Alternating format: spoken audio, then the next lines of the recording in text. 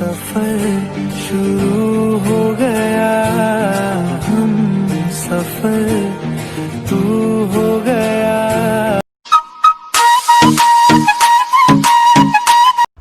तो नमस्कार दोस्तों, अपने डार्क हार्स का तीसरा भाग यानी कि उसकी जो तीसरा भाग में था क्या कि जो मनोहर के चाचा होते हैं वो घूमने के लिए अब कहाँ जाते हैं। तो देखते हैं, पहला पड़ाव खत्म होता है, दूसरे पड़ाव में चाचा अब जाते हैं इंडिया गेट, जहाँ पे हमारे जो शहीद जवान थे, थोड़े से बता दूं स्टोरी, जो हमारे देश के शहीद जवान हुए थे, अंग्रेजों की तरफ से लड़े थे, तो उनकी याद में अंग्रेजों ने हमारे देश के सैनिकों के नाम पर इंडिया गेट बनवाया था, जिस पर हमारे सारे सैनिकों के नाम लिखे हुए।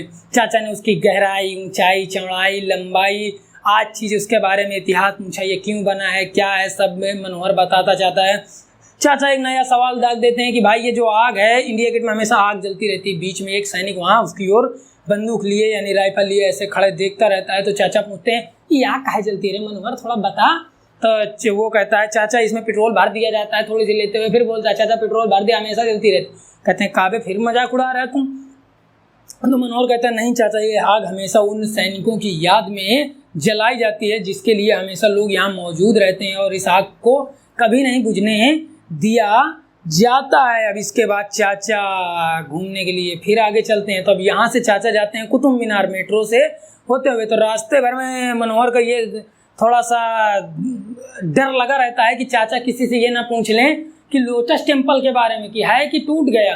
इसलिए मनोहर जो पहले पार्ट में बता दिया था कि तोड़वा दिया था भाई उसने लोटस टेम्पल। तो चाचा अब इस बार किसी ने चाचा बहुत सवाल पूछते थे इनके। वो चचवा कहता था खिसियाने में, जो मनोहर था चचवा कहता था अपने चाचा को, क्योंकि गुस्सा रहता था, इन्हें सवाल झल कर देते थे, खोपड़ी एकदम ऐसा सवाल पूछते थे। रास्ते में जाते हुए अपनी बातों में चाचा को उलझाए रहता है ताकि चाचा दूसरे से ये न पूछ ले कि लोटस टेम्पल कहाँ है। इसलिए धीरे धीरे कर जब कुतुब मीनार पहुँचते हैं मेट्रो में, एक अलग की मेट्रो, ये चलती है वो चलती है, एसी कैसे क्या, ये मेट्रो में ही 50 सवाल पूछ लेते हैं। अब जब भैया पहुँचते हैं कुतुब मीनार तो उसकी ऊंचाई, चौड़ाई, गहराई, लंबाई, उसके जो लौह बना हुआ है एक स्तंभ, उसके बारे में जानकारी, उसकी गहराई किसने बनवाया, किसने नींव डलवाई, ये वो तमाम तरीके के हजारों सवाल फिर दाग दिए। मनोहर एक सवाल से नहीं उठ पाता था, दूसरा सवाल उसके चाचा उसे दाग देते थे। मनोहर परेशान कि यार चाचा, यार चचवा साला बड़े सवाल पूछता है यार, टेंशन वेंशन जैसे तैसे अपने आप को संभाला, सब चीज़ बताता रहता है। दोनों घूम फिर के बड़ा निरीक्षण करके थक हार के दोनों अपने रूम पर आ जाते हैं। लेकिन कल का भी चाचा बताते, लेकिन वो समझ गए थे कि मनोहर अब गुस्सा गए, इसलिए ज़्यादा इच्छा न जाहिर करके वहीं से घूम करके चाचा आप दोनों रूम आ जाते हैं। दूसरे दिन चाचा जो रहते हैं मनोहर के दोस्तों से मिलने की इच्छा जाहिर करते हैं। तो मनोहर कहता है ठीक है चाचा, कल आपको हम अपने दोस्तों से मिलवाएंगे। जब अपने दोस्तों से मिलवाने के लिए जाता है, वहीं बन्ना जो चाय वाले शुक्ला जी रहते हैं उनकी दुकान पर बुलाता है। मनोहर, विमलेंदु, भरत और संतोष भाई और राय साहब सबको बुलाता है। सब एक एक करके चाचा के पास पूछे। चाचा जोर जोर से पीठ ठोक ठोक के आशीर्वाद देते हैं, खुश रहा लाला, खुश रहा बेटा, खुश रहा। कल का होने, चाचा इस बात से ज़्यादा खुश थे कि कल का होने वाला IAS आज हमारा साला पैर छू रहा है। मतलब ऐसी उनकी भाषा थी कि कल का होने वाला IAS आज पैर छू रहा है। इसी खुशी में चाचा सबको एक चाय बनवा देते हैं, पकौड़ा, और कहते हैं और कुछ खाओगे बेटा। मनोहर मन में सोचता है देख साला चचवा जो कभी 1 रुपया आज तक हमको नहीं दिया, लेकिन चलो दोस्तों के सामने इज्जत बचा लिया, यही बहुत अच्छी बात है। सब ऐसे बातचीत होती रहती है, सबके बारे में चाचा जानकारी लेते हैं। मनोहर, राय साहब भी पैर छूते हैं, गुरु भी पैर छूता है। इतने में भरत क्या करता है, सिगरेट निकाल के जला के पीने लग जाता है। तो जो थोड़ी सी बहस हो जाती है, गुरु ले जाकर के किनारे थोड़ा समझाता है। मनोहर, राय साहब भी भरत को थोड़ा साइड में ले जा करके मामला सलटाते हुए सही करते हैं। चाचा थोड़ा सा झल हो जाते हैं कि यार ये तो बड़ा नालायक लड़का है यार। रूम आते हैं, बोलते हैं कि यार ये राय साहब के बारे में पूछते, वो अंकल कौन थे। तो मनोहर हंसने लग जाता है, वो अंकल नहीं है, वो हमारे राय साहब है। पहली बात तो ये पूछ लेते हैं कि ये साहब है क्या, कहीं बड़ा एजेड लग रहा है ये वो। तो कहते हैं नहीं, हमारे लोगों में थोड़ा सा एजेड है, इसलिए इनको राय साहब कहा जाता है। ये भी यहाँ तैयारी कर रहे हैं। चाचा भाई टेंशन ही आ जाते हैं कि साला इतना बूढ़ा लोग तैयारी कर रहा है, साले का शादी करने का उम्र है, अभी तैयारी में लगा हुआ है। लेकिन चाचा खुश होते हैं। लेकिन एक थोड़ी सी उनके बात वही लग जाती है जो भरत उनके सामने सिगरेट पिया करता है और पूछ भी लेता है पियेंगे क्या। इस बात को लेकर के चाचा थोड़ा झल रहते हैं। दूसरे दिन चाचा की शाम की ट्रेन होती है। जब ट्रेन होती है तो सुबह फिर मनोहर वही इंग्लिश का अखबार, English English English for English, room में इंग्लिश से इंग्लिश भयंकर भर देता है। गाना, अखबार, पेपर, बुक सब इंग्लिश इंग्लिश, बड़ी तेजी तेजी इंग्लिश पढ़ेगा। जब चाचा शाम को जाना होता है उससे पहले क्या करते हैं, जाने से पहले बोलते हैं, बेटा मनोहर थोड़ा इंग्लिश कम करो यार, बड़ा इंग्लिश इंग्लिश कर रहा है, तुम्हारे बेड के नीचे हम इंग्लिश का बियर का बोतल भी देखें। अब यार मनोहर तो टेंशन ही आ जाता है, डर जाता है, थोड़ा झटिया भी जाता है यार। चाहते आते चाचा यार दर्द दिए जा रहा है यार। चाचा के तुरंत पाँव पकड़ लेता है, अरे चाचा चाचा माफ़ कर दिए चाचा, गलती हो गई चाचा, चाचा आप नहीं करेंगे चाचा, ज़िंदगी में नहीं कहेंगे। चाचा कहते हैं बेटा इंग्लिश तो करो लेकिन थोड़ा कम करो, अपना हिंदी मीडियम सही है। इतना बोलते बोलते चाचा जब रेलवे स्टेशन जाते हैं फिर से पाँव पकड़ लेता है, चाचा माफ़ कर दो, बापूजी से नहीं बताइएगा, नहीं हमको घर बुलवा लेंगे, हमारा सपना है चाचा हम IPS बनेंगे चाचा, ये वो। तो चाचा एक चाचा ही होता है, चाचा का दिल पसीज जाता है। अब दोनों चाचा को वो ट्रेन में बैठा देता है और घर आता है, कहता है यार चचवा यार अच्छा था यार, ससुराल जाते जाते एक खोपड़िया में दर्द देके चला गया, ठीक है जाने दो, अब जो होगा देखा जाएगा। लेकिन एक धुधुक यानी धधक यानी डर कशक बनी रहती है कि यार पापा का फ़ोन ना आ जाए यार, कहीं हमको बुला न ले, ये वो करके तमाम। अब दूसरा दिन होता है, संतोष की क्लास का पहला दिन होता है। इधर जो कहानी चल रही होती है, जो क्लास में राय साहब जो होते हैं इसकी संतोष की कोचिंग जो लगवा देते हैं, तो संतोष भी अपनी कोचिंग अच्छे रूप से मन से करने लग जाता है। जब करने लग जाता है तो राय साहब निकल जाते हैं। संतोष की क्लास का आज पहला दिन होता है। संतोष कोई भी कमी नहीं छोड़ना चाहता था, फटाक से नहा धो के तिलक विलक लगा के बढ़िया गुलाबी शर्ट सफ़ेद पैंट पहन के बेल्ट वेल्ट जूता सब लगा के मुँह छूछ थोड़ा रखी रहता है, क्योंकि गांव से जाता है वैसा ही बना रहता है, उसे नहीं पता होता कि वहाँ का कल्चर कैसा होता है। तो वो क्या करता है, धीरे धीरे करके सब जाता है। उसी दिन पहले दही खाता है, जतरा लगाता है, यानी शुभ जो उसकी माँ लगा कर भेजती है वही लगा कर भेजता है, वही लगा करके जाता है। दही फटाक से लाता है, शक्कर तो होती नहीं रूम में, तो मीठा वाला दही। फिर उसके मन में ख्याल आता है यार ये कहीं के इमकल तमाम तरीके की बात आती हैं, लेकिन वो खा करके अब कोचिंग निकल जाता है। पहले दिन कोचिंग का होता है, सबसे आगे बैठता है जो मनमोहिनी होती है, जिसकी बात मैं आपको पहले बता चुका हूँ। जो कंपाई यानी जो मैनेजर होती है कोचिंग की, यानी घुसते ही आपका स्वागत करने के लिए एक लड़की सुंदर सी रख दी जाती है। अक्सर कोचिंगों में ऐसा करते हैं, जो नीचे क्वालिटी की कोचिंगें होती हैं उनमें क्या होता है, लड़कों को फंसाने के लिए, क्योंकि जो अपोजिट होता है उनमें लड़के ना नहीं कर पाते, ऐसा मतलब होता है, अक्सर हो जाता है कि मान लो जैसे अगर कोई लेडीज़ है तो जल्दी से आदमी खड़ा हो जाता है, लड़की है तो लड़का अपन सीट दे देगा, बैठो बैठो। लेकिन अगर कोई लड़का अबे खड़े रहो साले जवान, ये वो तमाम तरीके की बातें कर देते हैं। वैसा ही यहाँ होता है, मना नहीं कर पाता है तो वो भी हाय करता है और क्लास में घुस जाता है। मनमोहनी हंसकर हल्की सी मुस्कान देकर कहती है बाय गुड लक, ये वो करती है, हाय गुड लक बाय करती है। जब संतोष क्लास में जाता है, बैठा रहता है, सर आते हैं, तो उस दिन पहले दिन अक्षर शाह जो बोलते हैं, कोई लाइन खींच दिए सर थोड़ी सी, तो लाइन की लाइन संतोष उतार लेता है। मतलब आज कोई गलती नहीं करना चाहता था, पूरा का पूरा उतार लेता है। तो एक क्या करता है, पहले दिन की क्लास होती है, सब अक्षर शाह पालन कर लेता है धीरे धीरे करके। जब पूरी क्लास ख़त्म होती है, पहले दिन की संतोष आता है वहीं चाय की दुकान पर, तो वहाँ पहले से गुरु विमलेंदु भरत और राय साहब पहले से मौजूद होते हैं। तो उन्हें देखता है यार ये सब क्या कर रहे हैं, तो वो भी निकल जाता है, बोलता है हाय एवरीवन, मतलब सबको हाय बोलता है और चाय पीने लग जाता है। तो वहीं वो सिगरेट वाली बात को लेकर के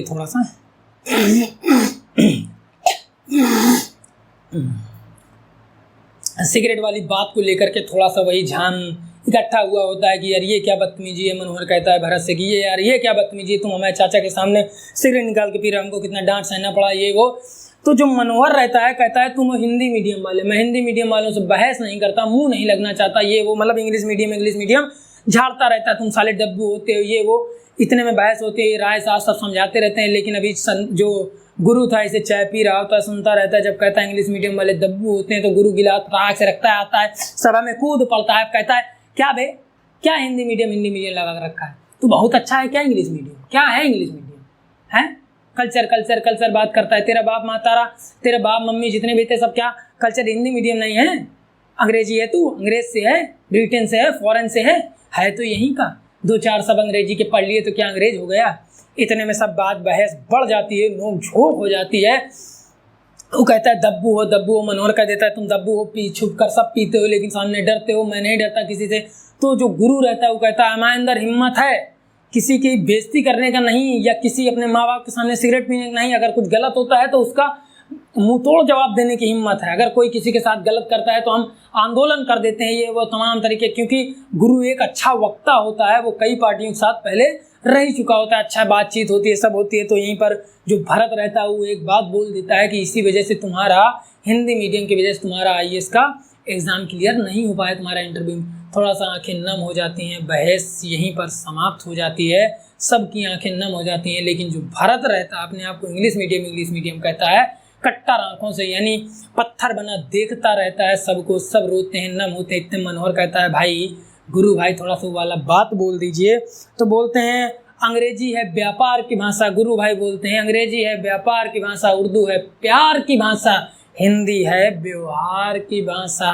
इतना बोल सबके चेहरे पर मुस्कान आती है और आज की सभा यहीं भंग हो जाती है। सब अपने अपने मकान आ गए होते हैं, संतोष भी अपने मकान आ गया होता है। अब मनोहर के पास अब ये जब बहस खत्म होती है, सब अपने अपने रूम में सो जाते हैं, शाम का टाइम होता है।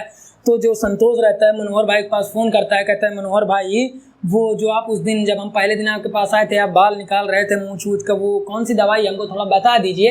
क्योंकि अब वो समझ चुका था कि ये सब रखना है, एक डर लगता है, भद्दा लगता है, थोड़ा सा अच्छे बन के रहो, फैंकी तो अच्छा लगता है, यानी एकदम मस्त वेल एजुकेटेड लगो, अच्छे लगो तो अच्छा रहता है। तो वो भी दवाई पूछता है तो वो कहता है कि यार कल दे देंगे तुमको। तो मनोहर संतोष बड़ा उत्सुक रहता है, नहीं मनोहर भाई आज कर दो यार व्यवस्था, आज यार हटा देंगे तो कल बढ़िया कोचिंग जाएंगे। तो मनोहर कहता है ठीक है लाते हैं फिर तुमको बताते हैं। तो मनोहर उसी दिन उनको देता है। अब जो संतोष रहता है बैठे बढ़िया घस लेता है, छाती के सर के बाल छोड़ करके सारे सभी जगह के बाल हटा देता है। जब बाल हटा देता है तो उसके एक बात याद आती है, मूछे ऊँचे सब गोड़ देता है उसको। एक बात अपने गाँव की याद आती है कि यार हमारे गाँव में क्या था कि मूछों को और चेस्ट के बालों को शान माना जाता था, यानी शान कहें कि हमारे परिवार का रीति रिवाज, अगर जिसके सीने में बाल हैं वही मर्द है, ये वो तमाम तरीके की बातें सुनता था। आज उसकी दादागिरी, मर्दानगी, परिवार की शान वान सब नीचे पड़ा हुआ था, देखकर थोड़ा अजीब लग रहा था। लेकिन उसे इस बात का मतलब फक्र था, यानी गर्व था कि ठीक है यार मैं एक IPS बनूंगा, IPS के लिए मैं कर रहा हूँ। इस बात के तरीके से वो हर एक पुरानी चीज़ अपनी बदल लेना चाहता था। सब चीज़ बदल के दूसरे दिन बढ़िया फ्रेश होकर के कोचिंग जाता है। जब कोचिंग घुसता है तो फिर से जाता है उसके मनमोहिनी के पास, कहता है हाय। मनमोहिनी आती है सीधा, आज मनमोहिनी का मूड ऑफ था।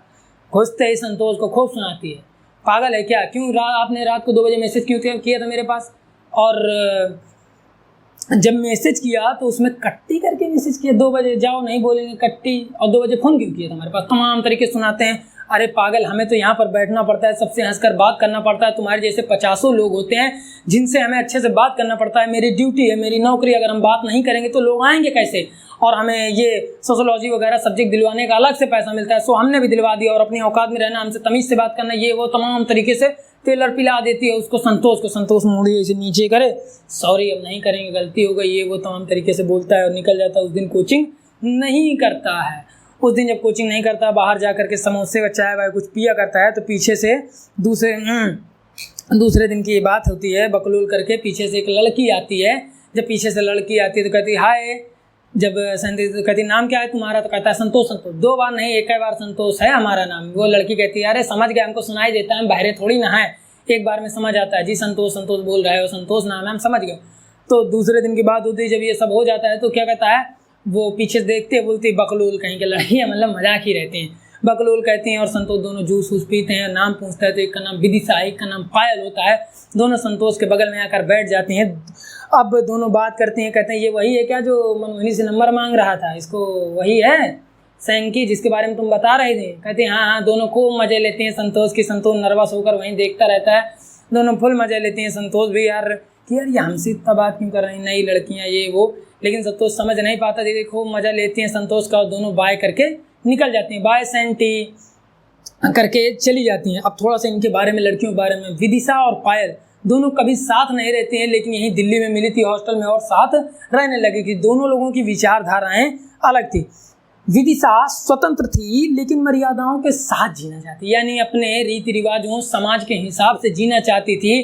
कुछ नियम कायदे कानून होते हैं समाज के कि ऐसा नहीं करना चाहिए, वो ऐसा नहीं करना चाहिए, उनके अनुसार विदिशा जीना चाहती है। लेकिन पायल के लिए इन सब चीज़ों का कोई मायने नहीं रखता था। ये सारी चीजें, रीति रिवाज व सामाजिक बंधन, स्वतंत्रता, कुछ मायने, वो बिल्कुल खुले विचार की थी। उसे लोगों के साथ दोस्ती करना, दारू पीना, बियर पीना और ये वो तमाम तरीके की चमकाई उड़ाई, यानी उसे बिल्कुल मस्त मौला रहना अच्छा लगता था, यानी मस्त जीवन जीना उसे पसंद था। उसे बंधनों में रह करके जीना अच्छा नहीं लगता था। जब दूसरे दिन कोचिंग में जाते हैं तो विदिशा वहीं पीछे बैठ जाती है। संतोष आज अपनी सीट बदलता था, वो हर एक चीज़ अपनी बदल लेना चाहता था। पीछे मुड़कर देखता है कि यार बोल ले, लेकिन जो विदिशा रहती है पीछे देखकर हंसती रहती है। दुग्मोचन सर घुसते हैं और घुसते ही कहते हैं किसके किसके फीस जमा है, नहीं जमा है। वे वो तमाम तरीके की बात करते हैं। तो 4 लोगों की जमा है, ऐसा करके राजनीति तरीके से, मतलब उसमें अर्थव्यवस्था का कितना उद्धार देते हैं। जो पायल रहती है पीछे बैठ के मुस्कियाया करती है।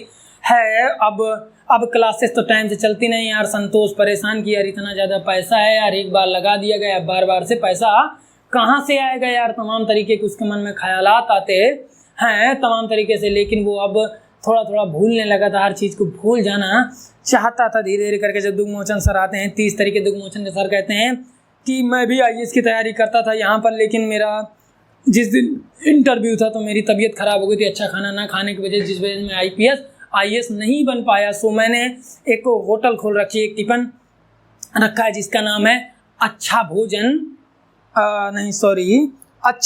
पक्का सिलेक्शन। अच्छा भोजन पक्का सिलेक्शन नाम का टिफिन है।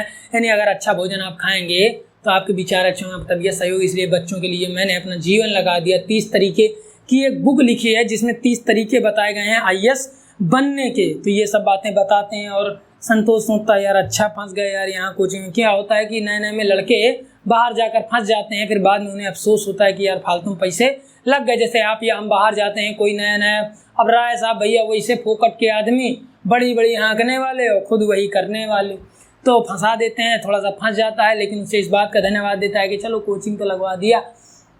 मनमोहिनी पीछे से विदिशा मजा लिया करती है कि ठीक है बेटा पैसा जमा कर दिए, इसीलिए हम नहीं जमा किए थे, केवल हम ट्रायल लेने आए थे। ये वो तमाम तरीके के दोनों में बातें होती है। मनमोहन अब जो रहते हैं, मनमोहन सर, मोचन सर, दोनों बात करते हैं, कहते हैं कि अभी टिफिन चल रहा है तुम लोगों का, ताकि अच्छे से तुम लोगों का सिलेक्शन हो जाए। मैंने अपनी माँ से वादा किया था कि मैं 1000 IAS बनाऊंगा। ये वो तमाम तरीके की बातें मारते, इसलिए 30 तरीकों का ये रखा वो रखा।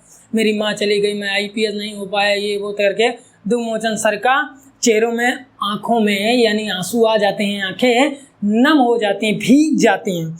इतना कहते कहते कुछ होता है पायल के साथ जो होता है। संतोष बाहर तक आता है, सारी बातें अपनी भूल जाता है कि दुख दर्द कुछ समय के लिए भूल जाता है, लेकिन अपनी जो माँ और बाबूजी से वादा करके आए थे, यानी पिताजी से, अब्बू से वादा करके आया था कि मैं IAS बनूंगा। यहाँ पैसे उसके जा चुके थे, यानी फंस चुका था। उसे एहसास हो गया था कि मैं गलत कोचिंग में फंस गया हूँ, तो उसे अफसोस होता है। इसलिए वो थोड़ी सी उसकी भी आंखें नम हो जाती हैं और पायल से बाय बोलता है और अपने रूम के लिए चला जाता है। तो नमस्कार, आगे की कहानी आगे की।